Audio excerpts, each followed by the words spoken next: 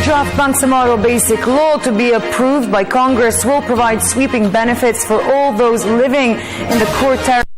A new Bangsamoro entity to be created to replace the autonomous region of Muslim Mindanao.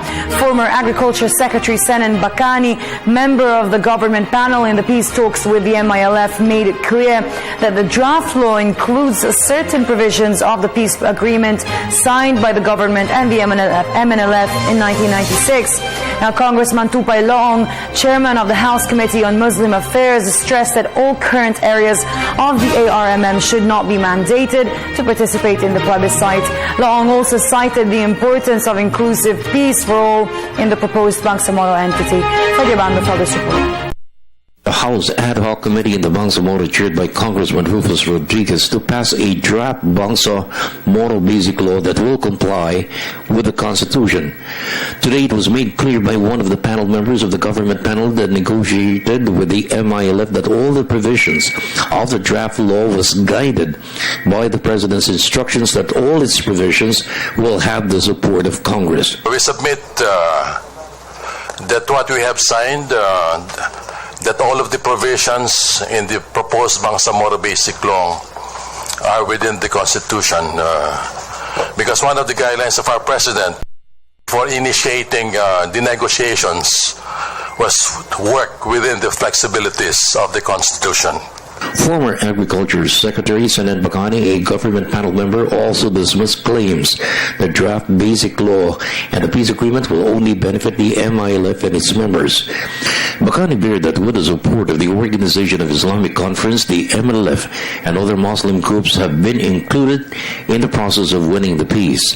Bacani stressed the government's peace efforts has been inclusive. Bacani said key provisions for the final peace agreement between the government and the Moro National Liberation Front in 1996 were included in the draft Bangsamoro Basic Law, except for the demand to include again the 13 provinces listed to vote for inclusion or exclusion in the autonomy. Only 5 then voted for inclusion.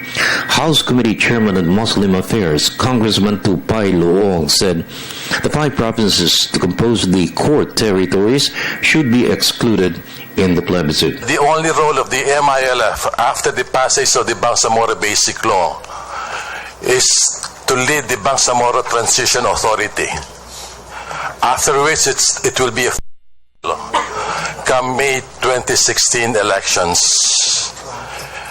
free for all, not only for the MILF but for all Bangsamoro. I made already a proposal that all the hard-earned gain of the Moro National Liberation Front should be integrated into the proposed Bangsamoro Basic Law, except there are 3 concerns of the Moro National Liberation Front. It could not be anymore accepted, like, for example, power sharing,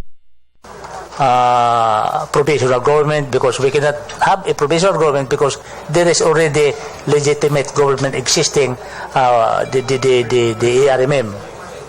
Now, the position of the Sambo representation, Mr. Chairman, if we give in to the concern of the Moro of the OIC, I think the 5 provinces, the core territory of the Bangsamoro, of the Bangsamoro, should not be anymore subject for plebiscite. Because if we are going to submit it for plebiscite, they might claim that their gain is being disregarded. So that's the only position of this representation. For the People's Television Network, this is Freddie Abando reporting.